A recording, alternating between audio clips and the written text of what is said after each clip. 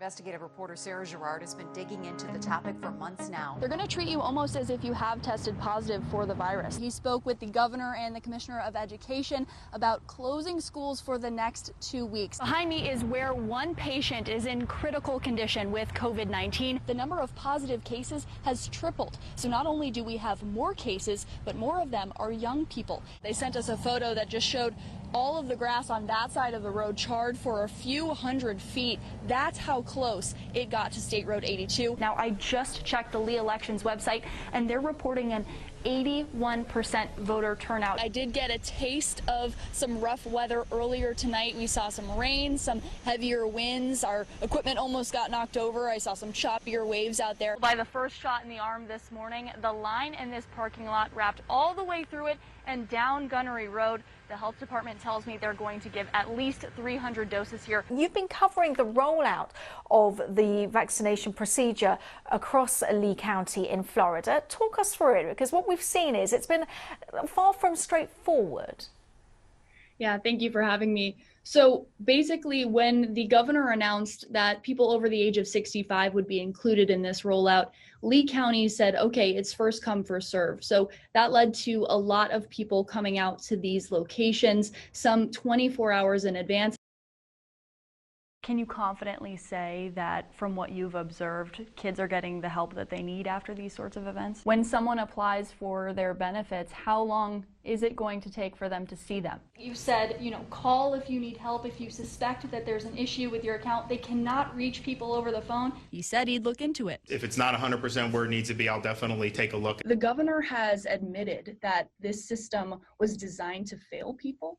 Terry Adams wants to know, what are some concrete plans that you have to improve, fix, or just entirely replace the unemployment website? I have the internal documents that show the DEO wasn't totally forthcoming with how to get people their money. I've sent more than 7,300 of your names to the governor and Department of Economic Opportunity, and today I started to hear from some of you that you've gotten paid as a result. He also took suggestions from lawmakers helping people navigate the system. I got a hold of their emails asking for help with things like backdating issues and mixed messages, but their biggest complaint? Not enough communication. In less than a month, I've now sent more than 10,000 of your names and concerns to the DEO and the governor at their invitation. This is it, almost a phone book worth. If I'm here talking to you a year from now, will I be able to say that most, if not all, of the issues in this audit are going to be resolved? We went to Hurley's offices and we found any signage identifying that he's doing business there is gone. All his companies are now listed as inactive with the state of Florida. While there have been setbacks in math, kids have made gains in reading, similar to years before. And Sarah, the system thinks they're in jail? Yeah, when in reality, they're not. I spoke to one man who applied for unemployment right at the start of January, and everything went fine until after a couple weeks, it stopped. Right now, if you try to access the 20th Judicial Circuit Public Defender's Office website, this is what you see. It won't load. But sources tell me this malware intrusion goes much deeper. People are still losing their jobs and struggling to pay the bills.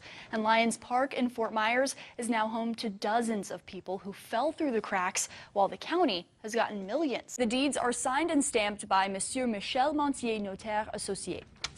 It took me less than 2 minutes to run that name through France's online notary directory with no results. To get a fuller picture, I asked you on Facebook, what's it like looking for a job right now? Joanne Miller told me pay is still low. Many jobs listed as full-time are actually only 35, 36 hours a week. Federally, the issue is largely bipartisan. Both Democrats and Republicans have included dedicated child care relief in every stimulus bill since the beginning of the pandemic. He filed this sheet of paper just yesterday without his attorney. It's called a petition for writ of mandamus, and that's law speak for he's asking the court to do their job. And local governments can make housing more affordable, Yearsley says, by advocating for state and federal funding, reevaluating their building and zoning policies, and considering what people make in wages around here. Wink News investigative reporter Sara Girard joins us in the studio. What happened? Well, this is a wild case, Chris, and if you try to find any court record of it, you won't. But we got our hands on those documents, interviews, and more before the Lee County Sheriff's Office expunged the records. Now, Carlos Lobos is suing to clear his name. Carlos. Do you prefer to be called Carlos? Yes, that's my name. What's in a name? I didn't know if you go, some people go by their middle name or a nickname or whatever. Carlos Lobos knows your name is your reputation. I don't know how my name got around, but I seriously think that there's some big mistake going on over here. Someone else's mistake, a typo that nearly ruined his life. You start off by telling me what your name is. Yeah, Carlos Lobos. Carlos Lobos, not Carlos Lobo. No. No, that's a big difference. Just over 2 years ago, Lobos sat in his Cape Coral home with his family when a U.S. Marshals task force showed up at his front door. What happened next still haunts him. They arrested me in front of my wife and kids, and she was asking what was going on, and one of them told them that it was because supposedly I was a child molester. The man Lee County deputies were really looking for was Carlos Lobo, no S. All I want to do is clear my name. Within days of this man's arrest in 2018, Wink News put in a public records request for documents. In it, we found the warrant detailing the timeline of events leading from the initial complaint to the wrong guy's arrest and release.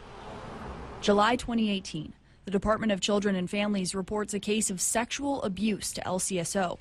August 2018, Special Victims Unit Detective Chris Meyer interviews the family, who says the suspect is an uncle, Carlos Lobo, no S, and he might have gone to Indiana or Miami. Detective Meyer then calls the suspect and asks to interview him. He hangs up the phone. December 2018, a judge signs off on this warrant, and a week later, Carlos Lobos is in handcuffs. This is Detective Meyer with the Lee County Sheriff's Office Special Victims Unit. Today's date is December 10th. And the detective's interview with Lobos is riddled with confusion. Did she say my name? Yeah. Like my name? Because I don't know the person. You have no idea who any of these people are? No idea. Okay. That's the number you call me? Oh, you didn't talk to me, sir. Do you have that number at all? No. By then, Lobos says he thought the detective could tell the details just didn't match up. So you think there's another Carlos Lobos? That's a common name, right? No, it's not very common. Carlos is, but not my last name. We're going off the information that's provided to us. That's all I can tell you. I thought that they were just going to let me go home, but that wasn't the case. He says he was stripped and thrown in a jail cell for hours, while documents show the detective brought Lobos' photo to the family. After they told the detective he had the wrong guy, he ordered Lobos' immediate release. Did they explain at all why they were releasing you? No, they say that the officer called and said that, he made a mistake and to let me go. And Did you ever receive an apology? never. Days later, a judge signed off on a new warrant. In January 2019, Carlos Lobo, again, no S, goes behind bars for lewd and lascivious molestation. But the damage was done. His friends wouldn't talk to him anymore.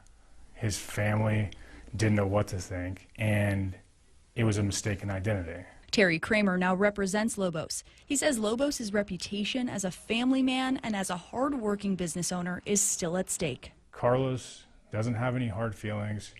He's an ordinary guy. He just wants to clear his name. He wants to move on with his life. Move on and leave his legacy with his name and no one else's. Where do you think the mistake started? I couldn't tell you. That would be for the detective to answer.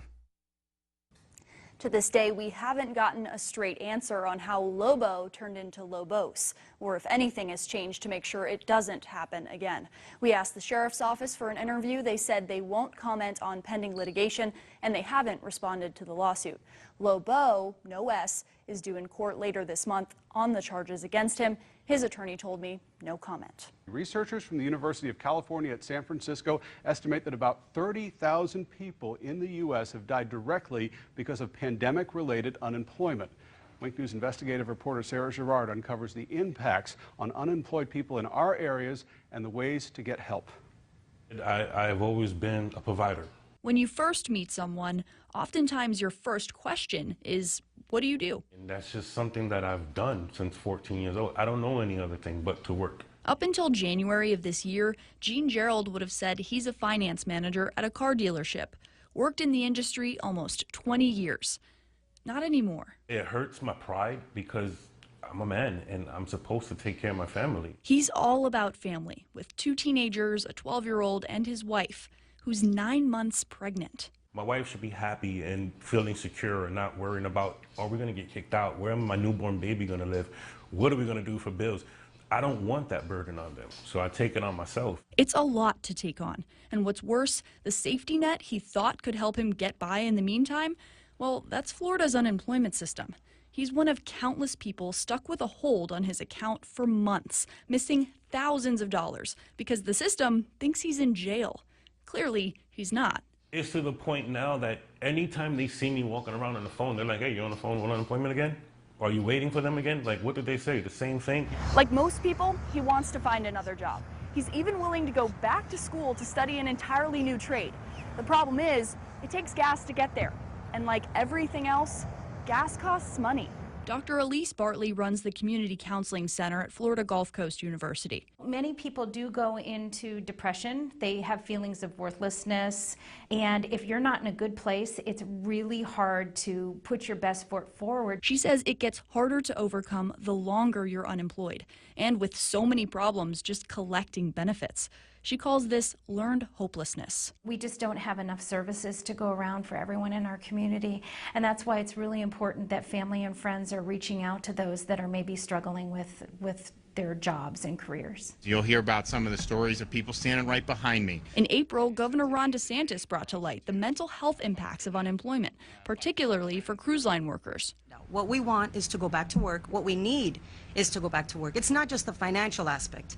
It's the emotional and the mental and the physical well-being of these people, of all of us. A Pew Research study shows that right now, 70% of people without jobs say it's left them feeling more stressed. More than half say they're dealing with anxiety and depression, and 81% say they feel lost. They're arguing more with their loved ones, and they're experiencing other emotional issues. The past year was full of stress, anxiety, and just the unknown. Ann Lindberg was furloughed from her corporate travel agent job right at the start of the pandemic. She's got such a bubbly personality, you might have never even known. You had to start taking antidepressants.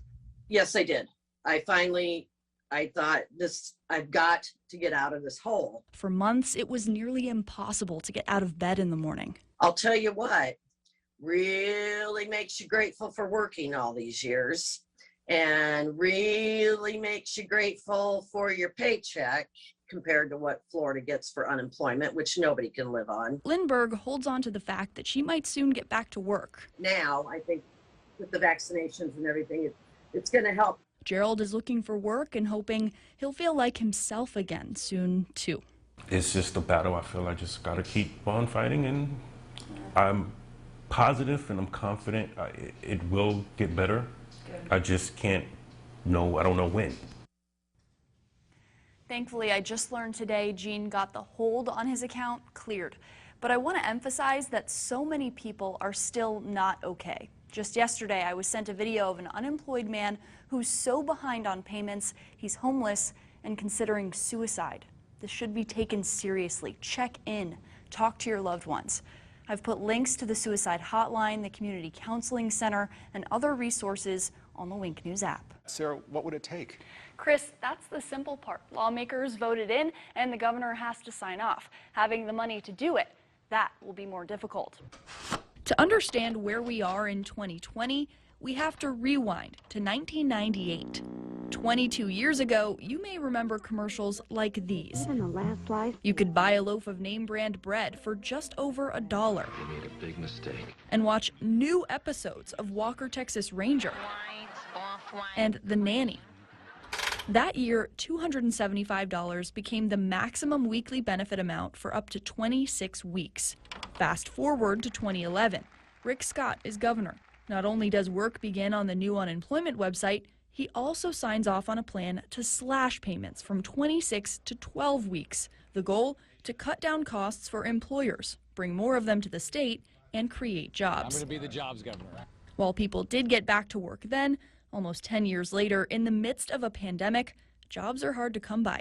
Our state is hospitality and tourism, and those businesses have been, destroyed with this. Since March, almost 4 million people have applied for unemployment in Florida. If you're lucky enough to be eligible, people like Bonnie, Sam, Carlos, and Cynthia say the struggle doesn't end there. They've battled glitches. They say that it's an internal error. Endless hours on the phone and weeks or even months of waiting. You can't have people waiting for months for money that they've actually worked all their life to have. All for $275 a week at most. What has it been like living off of $125 a week? It's hard. It's hard. Nobody can actually live off $125. I think it's irresponsible to, one, have a website like this in place, but also to not be able to give a good safety net for people when a crisis happens. Back in April, Orlando Senator Randolph Bracey requested legislators hold a special session to address the issue, but they denied it. He'll push at least one bill in the next session for higher, longer-lasting benefits. I would think it should be an average that most states have. I've put forth, I believe, 475 to 600 range. Back to 98, the Department of Labor says based on inflation, what might have cost you $100 then costs $160 today. Since then, the state minimum wage has gone up more than $3, but benefit payments haven't followed the same path. They could have and should have adjusted the maximum benefit amount so that as items became more expensive, as housing became more expensive, that amount went up. Labor and employment lawyer Ryan Barrick says not raising the weekly benefit amount over the years has caused people to suffer. The business interests dominate the Florida legislature, and as a result, they were able to keep this rate unofficially low.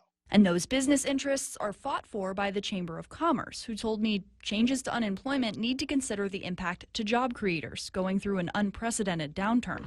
I asked Governor Ron DeSantis if he plans on raising benefits. His office never got back to me. And the new executive director of the Department of Economic Opportunity and former legislator Dane Eagle told me it's not up to him. Do you not have an opinion? All I can do is make sure I'm at the table providing the accurate data so that they have the right decision, but I'm going to leave that up to them. Meanwhile, your struggle hasn't stopped.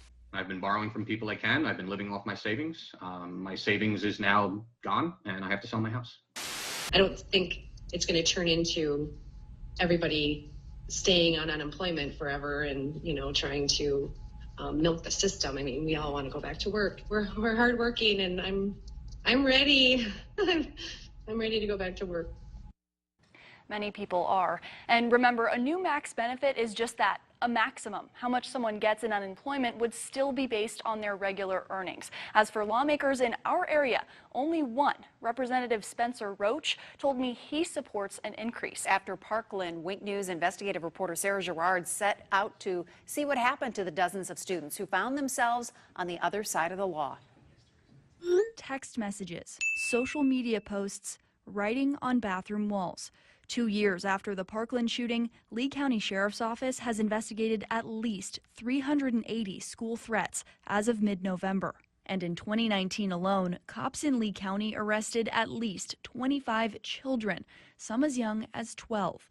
1 year ago, Lee County Sheriff Carmine Marcino promised anyone making threats, real or fake, will suffer severe consequences. These individuals will be prosecuted to the fullest extent possible. And to that end, the Lee County Sheriff's Office posted some students' mugshots along with their name and birthday on social media. Our goal is to be proactive, and we will take a zero-tolerance stance on any and all threats. But did those tactics work and stop other kids from making similar threats? I asked to sit down with Sheriff Marcino. He respectfully declined my request. 6 months after that press conference, State Attorney Amira Fox doubled down. We don't know if we're dealing with just a jokester who's really, really dumb, immature, or we're dealing with somebody who is going to go into a school and actually shoot it up. And we take it like it's number 2. But that still doesn't answer what's happening to these kids after they face a judge. We contacted Fox's office to find out how were those kids punished. Citing Florida Statute 119.07, Assistant State Attorney Jody Brown says that information is considered confidential and exempt from public record. We asked for an on-camera interview with State Attorney Fox. She declined.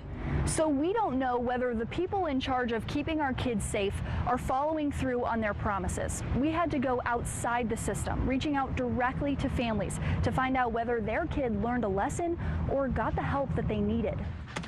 So you feel like he learned his lesson and guilty until proven innocent, and he's worse now. No parents felt comfortable enough to talk on camera, but 2 of the 3 who told me their story said the whole process was far from rehabilitative. So is the secrecy of what's happening to the kids arrested a barrier to actually getting those students the help they need? I haven't been able to find any data to show what happens with them. Criminal justice expert and former police officer Dr. Dave Thomas says there are a number of things that could happen to a kid who goes through the system. A lot of times what I'll see happen is the state will withhold adjudication and put them in a program of some sort of diversion program. And as a result, that kid has to basically, for that year, has to be clean and work off his record. Kids can also spend 21 days in juvenile detention. Ultimately, though, without the sheriff or the state attorney reporting back on their very public promise, we don't know if it's doing the student or society more harm than good. We've kind of just, we've been in this whole thing about not rehabilitating with these kids, and let's just lock them up, and the cycle just continues.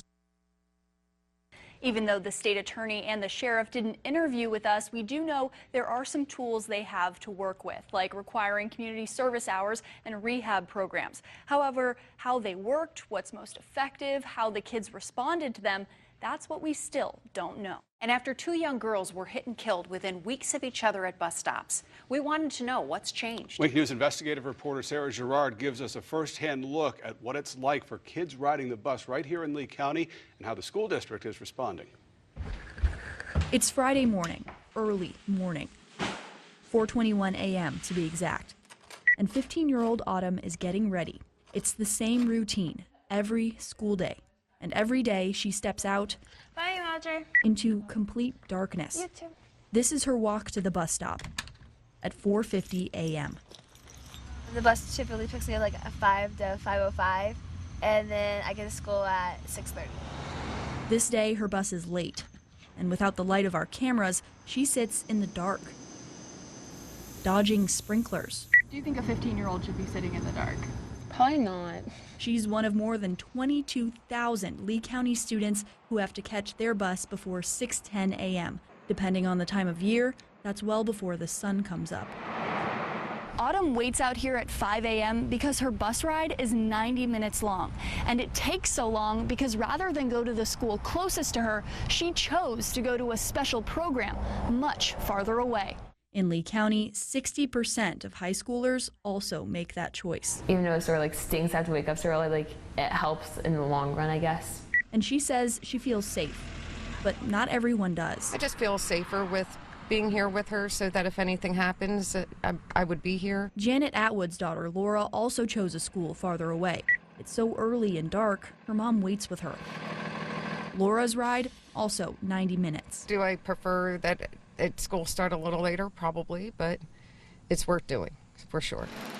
After the deaths of Alana Tamplin in North Fort Myers and Layla Aiken in Cape Coral, the Lee County School District has been under the microscope. It's not a simple fix. And at this town hall in April, parents demanded more lighting, sidewalks, and benches at and around school bus stops, even questioning school choice and start times. Why is it that we have to send our kids to school in the dark? School board member Mary Fisher says the district is partnering with local governments to help solve these problems. And we're going to see how it works, whether the kids use the benches or not, whether they are visible enough, because there's a huge cost factor that goes into the millions. We just all need to work together to find the best solution. School board member Chris Patrica says busing kids to their choice school puts everyone on an even playing field, even when it's not the school closest to them. We simply don't have the resources or the manpower to replicate those programs everywhere. So are school start times part of the discussion? We haven't publicly asked the question as a board yet, so we haven't been able to address it. But it is a conversation that will take place over the summer. One problem there, pushing school later would mean less time for after-school activities, something Autumn doesn't want to see happen. Because it would make game times later, make practices later. So for her, the long rides and early wake-up calls are worth it. But she does want to see something change. Just to make a safer environment for the kids to stay in and wait for their bus to go to school. That way, she and thousands of other students get to choose and feel safer.